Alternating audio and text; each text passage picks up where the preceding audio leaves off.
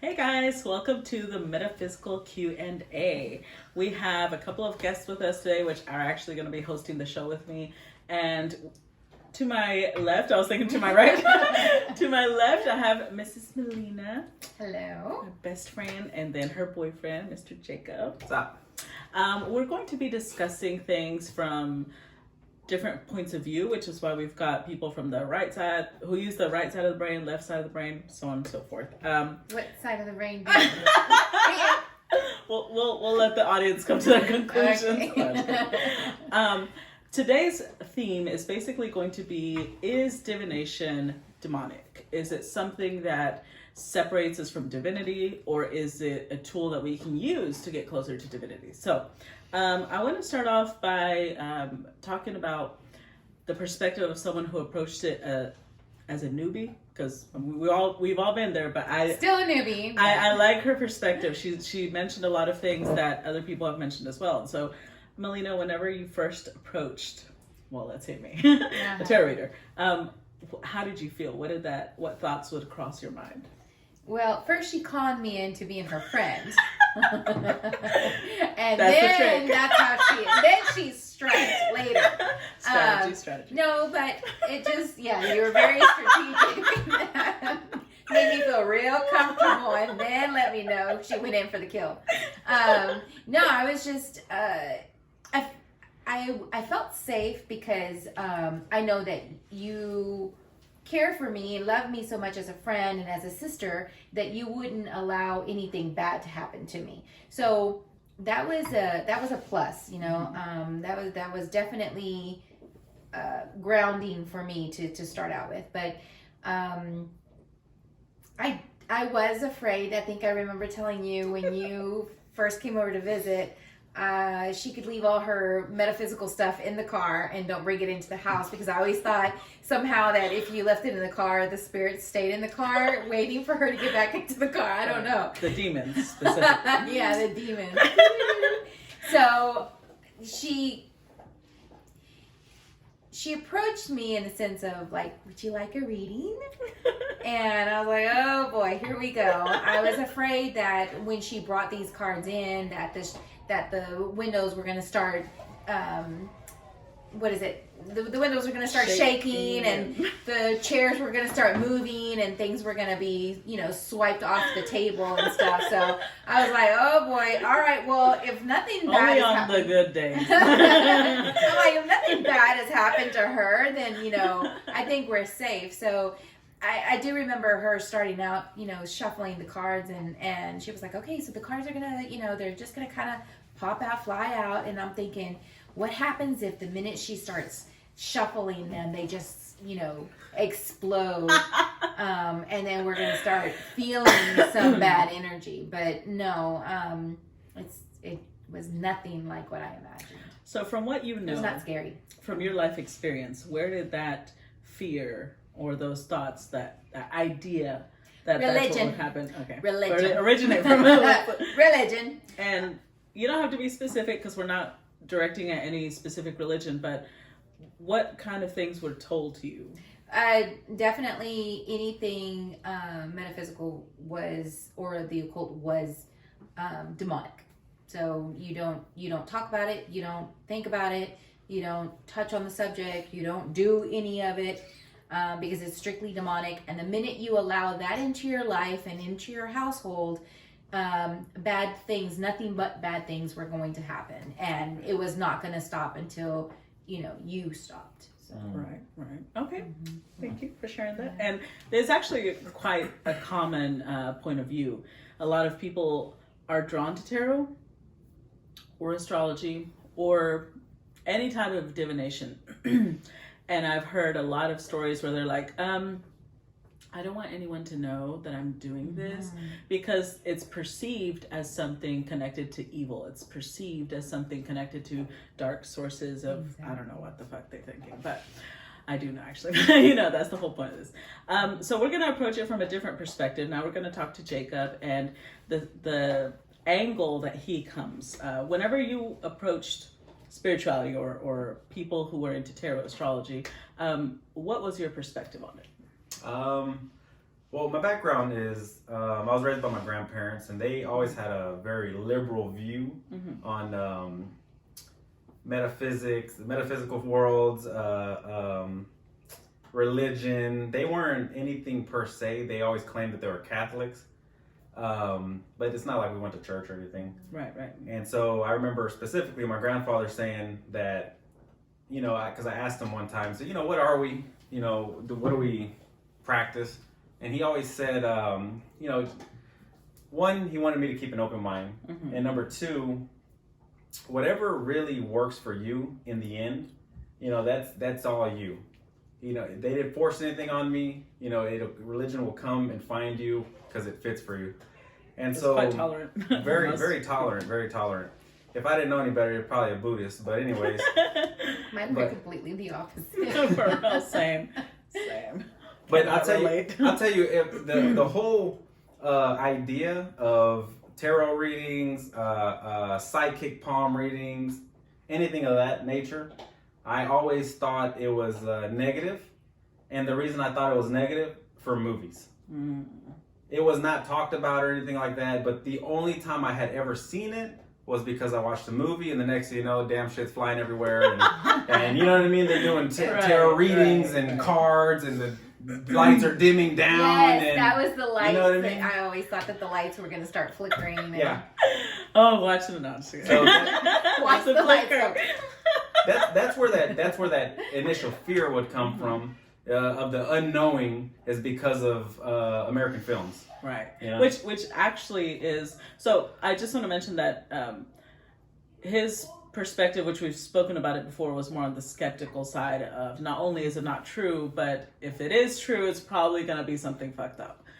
And he mentioned something that is actually quite common. Hollywood has taken spirituality, anything mystical, because it's the unknown, because it's not something quantifiable or verifiable.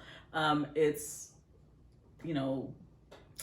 mysterious, right? And Hollywood has taken that and transformed it into this genre of horror, and that's honestly what it is most of the time. It's horror, or it's some type of paranormal curse.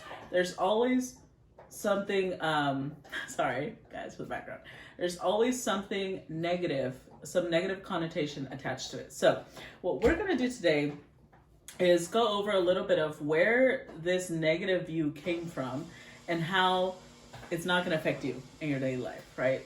I know that a lot of Christian people are not only religious, but they're also spiritual, and not just Christian, like Muslims, Jewish, a lot of different religions that are monotheistic naturally also have the need for spirituality, and sometimes religion doesn't always equate spirituality, right? So we're going to be discussing things that deal directly with divination, for example, tarot. We've already heard their experiences. My personal experience is quite similar. When I first started watching tarot videos, I expected to start having nightmares. I expected for something to grab me in the middle of the night. I was just expecting it. Like, I was tense all the time. And then during that time, I lived by myself, so it was worse. But I remember one of the readers I watched quite regularly was using this deck, the Druid Tarot Craft. Sorry, I can't talk today. And the images were so simple, so clean. They didn't inspire any fear in me. And I was like, you know what? I'm going to order me a deck, because so far nothing has happened and I'm curious. I feel drawn to this deck. So this was my first deck ever purchased. And the more I started researching and studying the meanings of the cards, what they could offer me as in guidance, I started feeling a lot more reassured. I started understanding that it was a tool, and the person behind it was the one that was going to either give you positive energy or negative energy. And that's something that I think a lot of you don't really understand, because I didn't either, so I'm not being accusatory, but it's a tool. Just like a car, just like a knife, they are not inherently dangerous. It's whoever's using them that could make them dangerous, or could just make them a tool. Either way. So, we've already discussed Melina comes from a Christian religious background, and Jacob comes from what is basically the same but more tolerant, more of a tolerant view. I'm more on Melina's. We're actually raised in the same faith, which was quite strict. So quite is an understatement. Right. Quite strict. And when we're talking about strict, I mean BDSM ain't got nothing on it. Let me say it like that. For real. For real. I'm Quite talking strict is an understatement. Agree. I think, So I want to talk about the origins of Christianity, because we are in the U.S., right? So more people in this country are Christian oriented. Not that we're directly attacking a religion. So what most people don't realize is that Christianity had its origins from, what's his name? Constantine the Great, right? Couldn't remember his name there for a second. In 313, he created the Edict of Milan, which is where he decriminalized Christianity. Before that, anybody who followed the Jewish person known as Jesus Christ was a criminal and was treated as such. So after 313, he decriminalized it because he understood that it could not be put out. People had a very strong faith, and he was like, okay, how can I use this to my advantage, right? He wanted to create an empire. So he took Christianity and by 380 made it the state church, basically the religion of the Roman Empire. So this started creating this more united front in the people, which is not necessarily a bad thing, right? We're trying to look at the pros here.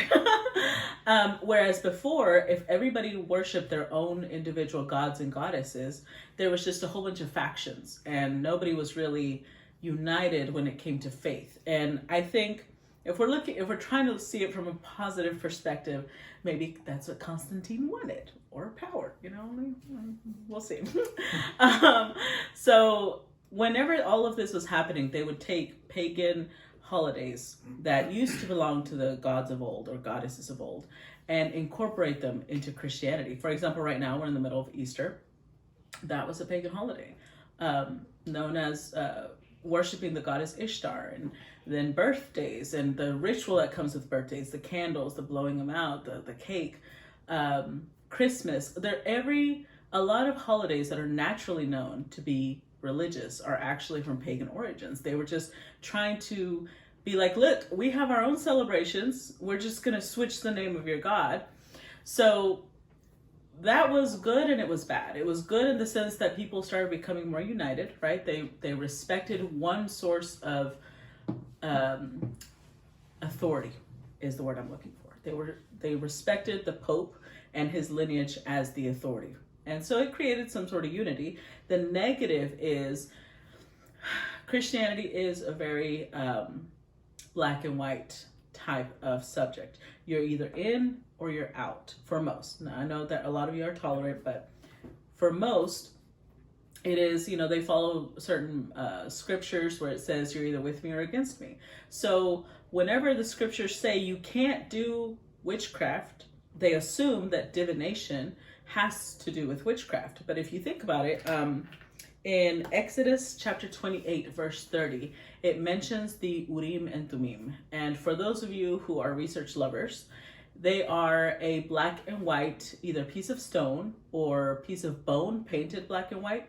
And it was something that the high priests would wear under their ephod or ephod. I don't know if I'm saying that correctly. I don't know. Either way, their breastplate, the breastplate that had all the stones, they would carry it under that. And if they ever needed a sign from God, a yes or a no, they would toss that in front of that altar and ask, which one was a yes or was it a no? And this is divination. This is a form of divination, but it was allowed because it was God's will. It was divine, right? So the question is, how do we know what is divine and what is not? That's a personal question, to be honest. Throughout times, speaking biblically, a lot of prophets were practicing divination. Whenever Daniel, I know him. He owes me $5. Right? Like King Solomon had. King Solomon also had somebody. King David. King Solomon did. He at the end of his life. Friend, a really close no, friend. No, it wasn't a friend. He went to a medium. Oh, yeah. because he went to go see a prophet that had already passed away. And I think it was Prophet Elijah. He wanted to go see Prophet Elijah, but Prophet Elijah was dead. So he actually went to a medium that could channel dead spirits. And by then he had forbidden it himself because, according to them, it was bad. But the king himself went. And I remember the story goes that she was telling him, how do I know this isn't a trick to get me to perform something and then you're going to put me in jail? And he was like, no. I swear, I forgot what he swore on, that he wouldn't. So she channeled the prophet. Basically, yes, he practiced witchcraft. That was in his mind, he was practicing something evil, though, which wasn't really, because think about it. If it was evil, would the prophet himself have come and responded to his call? Probably not. Exactly. Because he was the prophet of God. So I was if always told that, like Yeah. if you get an answer from, either a spirit or a spirit guide or any type of energy source, that they would give you an answer to benefit you in a sense where you feel comfortable to continue to ask. So They tell you what basically you like wanna they hear? hook you and reel you in, and then you're like cast under their spell or something, So that was another thing that I remember somebody, a religious person, saying that, they're gonna take your Something about side. spirits coming? Yeah.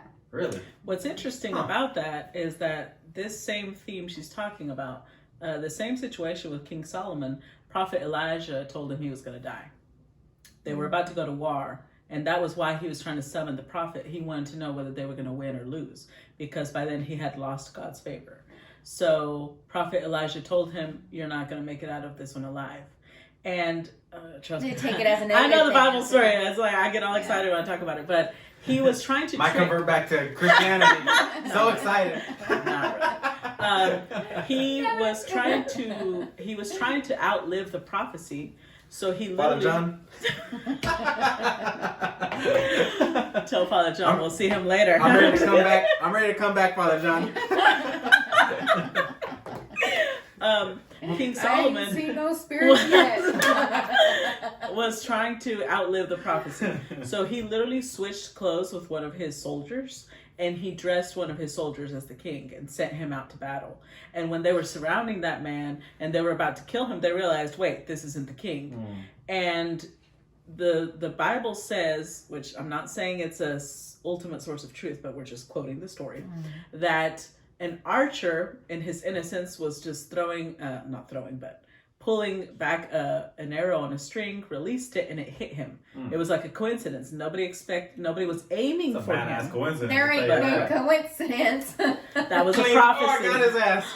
Yeah, coincidence. But it was just, archers releasing arrows. One of the random arrows hit him, and he died. He knew that if he didn't end his life, he was going to be humiliated. So he took the sword from one of a fellow soldier and fell upon it and literally died.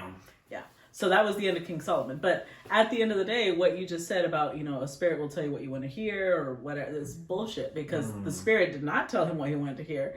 And he tried to outlive it, and it still happened. So, See, don't you think that either or, like for instance, somebody that's going to tell you, divination is bad or anything like that, but they're going to, that story that you just said, they're like, you see, if he hadn't have gone to the medium to, find this out, he wouldn't have had died. Or, if you did go to the medium and found out that you're going to die and you died, it's like, oh, well, you went to the medium and so that's why you're dying.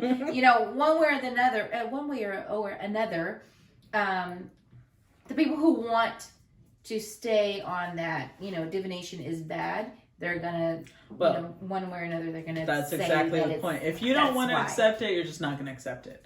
But if you're open-minded and you start looking at what is the reality behind things, then that's different. You might learn something. For example, what she just said. Well, if he had never gone, he probably wouldn't have died. That's a lie, because just that specific story, which we're going to focus on other that point of view And itself. sorry if I'm not making any sense. No. I haven't had any alcohol today. So. No, that makes perfect sense, because that specific story, we have another guest today, Warren. Say hi, Warren. That, he's excited. So that specific story, the king had already lost God's favor, and he was supposed to be stepping down as king because God had already anointed King David by then. He refused to do so, which is why the prophet had stopped coming to him, because he wasn't receiving messages from God anymore. So he wanted to stay king. He forced himself to stay king and was trying to kill King David. So at the end of the day, he was going to be removed one way or another. That was just, he got to know where he was going to die, which is not something most people will find out. So that is a good question. If he hadn't have gone, would he still have died? Yes. The only thing divination does is give guidance. So, for example, if Melina gets a promotion, or if she gets a new job offer, and she says, well, Rose, I'd like a reading on this, which we've done before.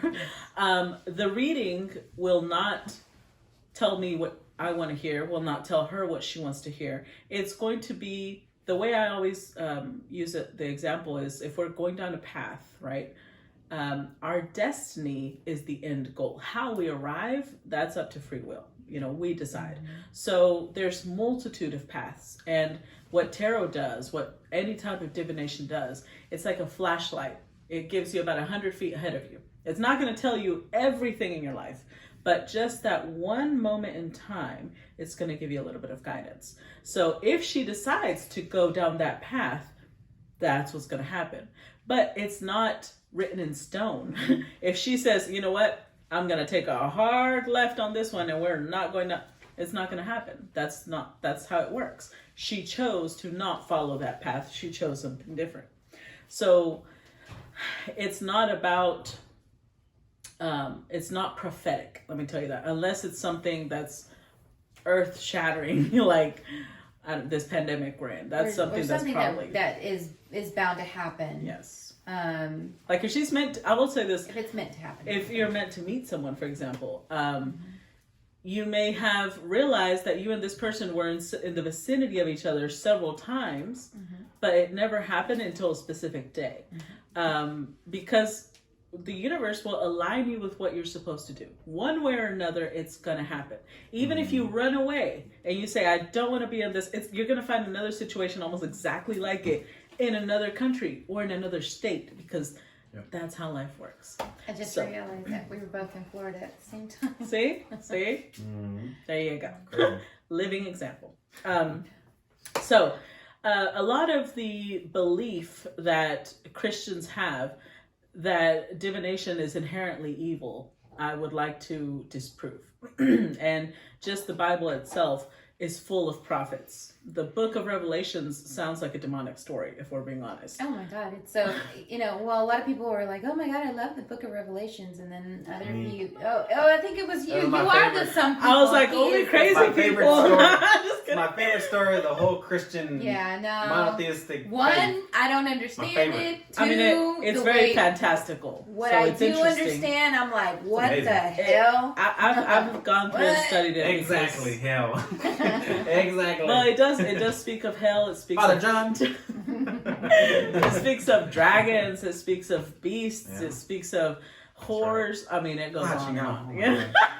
Oh yeah, it does speak of horrors, but it doesn't really speak of horrors. It's like countries are horrors or something like that, right? It's like the countries are selling themselves out. Not my country. Never in Texas. Never in the United States. And definitely not in Texas. Not my Texas. At the end of the day, the book of Revelations is symbolic. That's actually what a lot of prophecy is symbolic. I mean, if you go through, fire coming from heaven is symbolic. Yeah, beautiful. Okay, because my mom says it is hell's intense. Gonna be on fire. There's a lot of intense symbolism, but if you think about it, I'm sure a lot of you can relate. My mom, for example, is a very God-fearing Christian, hardcore Christian woman. And there will be times where my brother could be states away, and she would have a dream and freak out. It's like, your brother's in trouble. And we're like, Mom, how would you know that? And she would call him, and guess what? He was in trouble. He was had just gotten arrested. He had quite a youth. No. But at the end of the day, because there's an energetic tie between a mother and her child. And some things cannot be explained, as she would never assume that that meant she had the ability to see. She was just like, it's a mother's intuition is what she'll call it. Yeah. But that's actually a gift. That's a gift. I have one daughter that every time she messages me, I already know that she wants something. It's an energetic connection. Or a pattern. We're going to call it an energetic connection. But at the end of the day, you know what I mean? It happens a lot. And a lot of us are born with gifts that are natural, and we are suppressing them because we don't want to seem out of the normal. We don't want to seem possessed or crazy or schizophrenic, or we don't want to get shut up in an asylum. There's a lot of things that humanity has shut down because it's different. And we're here to say, just because something is different doesn't necessarily make it bad. Okay? Yes. There is a lot of beauty when it comes to divination. I myself have become a lot more self-aware. And just for those of you who didn't know, I was a hardcore Christian myself. I was missionary status. I felt like I was I felt like I was on God's mission to save people, to save souls. That was what I felt I was doing. And I thought I had already reached a high level of compassion. I mean, I was sacrificing time, energy, my youth, everything. Few goats. No, not Babies. I was giving up a lot of what I could have done. Like, instead of go to college, I was focusing on this. Instead of focusing on getting a degree and getting a good job, I was giving more than 100 hours a month to going and what I perceived as saving souls, right? So at the end of the day, I felt like I was making a lot of sacrifices. Everything I did was for that. And when I came across astrology, which we're going to focus on astrology just because that's my experience, I realized I wasn't as compassionate as I thought I was. I wasn't as empathetic as I thought I was. And if one thing I've learned through astrology is that everybody is fighting their own battles. And sometimes we don't understand them. We're just judging the surface. So if we see someone who is an alcoholic or a drug addict or is abusive even, and they have a very dark rage inside of them, we usually label them, you know. We're like, well, that person has issues, and we're going to stay away from them until they're ready to come to God. Or at least that's how I used to perceive it. That's what I was told to do. I try to save them, but, you know, they were most likely sinners, and they didn't want to be close to God. And then I learned about astrology, and I realized this person just has a really, really rough life. And maybe if I put myself in their shoes and start thinking about everything they've been through, everything that they've experienced, the loneliness, the rejection, the abuse, the pain, it has made me more human than I was. Because if there is one thing religion does do, is make us want to be righteous, right? We want to be holier than thou and rise above the rest. And that's not bad if you're thinking about evolving into a better person, but it is bad when it gets egotistical, when we automatically assume we are superior to someone else because we're holier, because we're doing things that other people wouldn't do.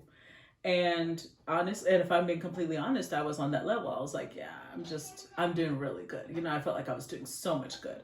And this brought me to earth. It grounded me. It let me see how much people are suffering and how much, if you just put yourself in their shoes, you can actually extend a hand. And I think I've helped a lot more people with what I do now than what I would do before. Because what I would do before was just try to persuade them that they were wrong and that the Bible was right and that God was the path.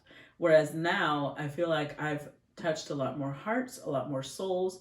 I've helped people with depression, with suicidal intention, and it's fulfilling on a whole other level that I had never experienced. So that's been my experience. I don't know, what was your experience on that, Melina? No, it definitely, I felt more, let's see here. I can't even, I just drew a blank. I'm sorry. I felt more comfort that there is a a soul energy. I want to call it the universe, and for y'all, you can call it God, whatever it may be. But I felt I felt more comfort in this, knowing where my placements were they are in astrology, and also when I do spreads, daily spreads to see, what my guides want to tell me for today. And of course, I don't do it on a daily basis. It's just whenever I feel compelled to do it. But I feel more on an understanding level of myself and a more comfort level. I feel like I'm loved. And when I was in a religion, I felt more like one of my Bible teachers told me that we should be appreciative and grateful for the crumbs that are given to us by God. And I just, when she said that, I just couldn't understand why is it that we have to be grateful for crumbs when I felt that if I'm a parent myself, I don't give crumbs to my kids. I don't eat first and then give my leftovers to my kids. I give them the best. And, if God is loving and compassionate, and He's a father, that He wouldn't give us crumbs, So I feel a whole lot more comfort knowing that if I ask a question and I get guidance, I know that it's a loving guidance. Right. As far as my astrology chart, which I recommend that everyone gets their astrology chart, I understand myself and what battles I'm going through, and not be so harsh on myself. Also, synastry charts. When you are in a relationship, I strongly suggest that you do that as well if you are in a relationship, because it helps me understand him. A little interjection chart. Synastry, for those of you who are not familiar with astrology, is basically taking your natal chart, which is the placements that were in the heavens the day you were born, and your partners, and layering them. And that kind of, it gives you the information she's about to say. Just a second. I'm sorry. Match.com. So, it just helps me understand where he's coming from, and it helps him understand where I'm coming from. Because, again, what's important to me is not as important to him, and vice versa. So now that I know what's important to him, I'm more attentive to that, because, I want to please him, and vice versa. He wants to please me. So what's important to me, he now is more open. Helps you understand each other's strengths and weaknesses. It's really good. I mean, it's spot on. It's amazing. I really enjoy. You've also mentioned that you feel a lot more protected as well. I do, definitely. Just knowing that I have spirit guides, knowing that my children have spirit guides. Knowing that I can call upon them if I need their help, and I think of it because I was such a religious person at one point. I actually feel like I have my angels with me, and when I was, she's got a lot, by the way. When I was in a religion, I didn't feel like so many things happened in my life, and I was always told, well, you're not praying enough, you're not studying the Bible enough, you're not holy reading enough. Yeah, you're not reading the Bible enough, and if things keep on happening, it's because Satan is attacking you. You don't have enough faith. Yeah, and you don't have enough faith, and you need to continue. It's always something you're lacking. Yeah, and so and it was like, okay, so I'm doing all of this, and I still don't feel that comfort of a father in that way. But now I know that father does love me and sends me comfort and sends me guides to protect me and help me and guide me as a mother, as a girlfriend, as a business owner, as my life in general. So I haven't felt this satisfied and this comfort I would say in my entire life until now. So would you say that your quality of life has just overall improved? It has. I mean, I'm not a millionaire not or yet. anything like that. I don't have a huge mansion of house, and money is just flowing out the window. The Capricorn is going to happen. But it's going to happen. But yeah, and I think that a lot of people believe that oh well, if you have all this, then if you use divination, that you have the power, the ability to become a millionaire. So if you're not a millionaire, it's because you're not doing it the right way, or whatever. Movies, that's all I want to say. But I don't. It's just my quality of life, as far as my sanity, my mental state, my emotional state. Everything is just so much more of an easy flow that I really enjoy it. I have not felt like this ever until now. Good. I'm glad. Yeah, thanks to you. So let's see the other perspective. Jacob, who has now to the dark side, come from a skeptical point of view. Yeah. How has this served you? Like finding out about divination, astrology, tarot, numerology, whatever it is that you've encountered. How do you feel about it now?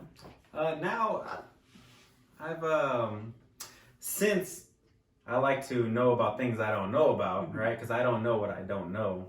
And Melina definitely brought me in this whole thing. No, I'm just kidding. Right? I like it, I like knowing different perspectives. I don't agree with it 100%. I'm gonna be completely honest. It's just me, my personality, and I'm a very logical, analytical person. There have been things that surprised me. Let me tell you like that. That's come out. I'm like, damn, that was spot on. And then there's some things that I'm like, well, that's a bunch of bullshit, And then whatever. 6 months later, it happens. Yeah. Not completely to the T, but somewhat a variance of it. I'll tell you that. But anyways, it's opened my eyes to a lot of things. It's let me know about myself more than I've ever known about myself. I'll tell you that. Especially when you go down to the minute of your birthday. Oh, yeah. That right there, I was like, damn, that was an eye opener. I was like, damn, I'm a shitty ass person. Anyways, but damn, that's me. Who likes this guy? I mean, a little irrational, spontaneous. If you are going to do your natal chart, if you are going to hire an astrologer, which I do that as well, but if you do go to someone else, make sure you have the exact time of birth. Yeah. As he Imperative. discovered, it is imperative. It's imperative. Yes. Yeah. But that's all. It was awesome. I still continue to learn about myself through tarot, through well, I don't know if it's tarot or astrology. Astrology is more like It's separate, right? Yeah. So more tarot would be this. That's right. This is the tarot, the decks, and then the astrology, knowing your charts, knowing your emotional everything. Transits. Your everything about yourself, your personality, personality disorders, anything and everything. Your strengths, weaknesses. Yeah. Also mention it. When your mama left you, tell you that. Mine was apparently at age 0. Ooh, I hope she doesn't see this. I forgot. I hope she doesn't see this shit. We'll make sure she knows. I forgot. Anyways. No, she's actually turned around and made a good life for herself and stuff. Yeah, but it's just, she thinks this is demonic, right. Yeah. That's the problem, is that she's Baptist, but she was a drug addict at one point in time. We talk about a person who switched their entire lives up from negative state to a complete positive state, which like is beneficial, that. obviously. Regardless of which method is used. Exactly, whatever works for you. Especially that's what my grandparents always taught me. Whatever works for your life, so you can be a better person, go for it. Yeah, and so. Both, actually all three of us on some level have seen a huge improvement in not just our quality of life, but in general. I would just suggest before you shut the door to something because you're afraid of it, because of what you're told, maybe think about it a little bit more. What kind of energy are you getting from it? Does it feel evil? Or does it feel like something that you're drawn to? And there's a reason we're drawn to things, There is always a moment in time where you make a call, or make a decision. Something is pulling you. It could be a house, it could be a car, it could be a job, it could be a person. And there's something there because you can't seem to walk away from this object or this person. And some of you are drawn to tarot and astrology, numerology, mediumship the same way. And you fight it because you think it's wrong. You think it's going to go against God's divinity or against nature, and it's not. None of those things are true. So we're going to continue these episodes. We're going to be talking about different things so that you have a better idea of how to choose an astrologer, how to choose a tarot reader, how to choose a numerologist, and so on and so forth. But for today, we're going to go ahead and wrap up, unless you guys have anything else you want to contribute. I was going to say that if you have any questions, just put them on the comment section, and we can bring it up in the next video. Or if there's a topic, a specific topic, as far as astrology or divination, anything like that, put it in the comments and we'll come up with a topic so that way we can answer your questions. Discuss it. Yeah. Get you some answers. You know, if you have that question, someone else, 10 other people have that same question. So. Right. True. So yeah, we would appreciate it. If you have anything in specific that you're curious about, maybe how does tarot work? How does astrology work? Whatever it is you want to know, make sure you post it in the comments below. Also, like, share, and subscribe so that we can make more content. And we'll see you guys next time. Thank you.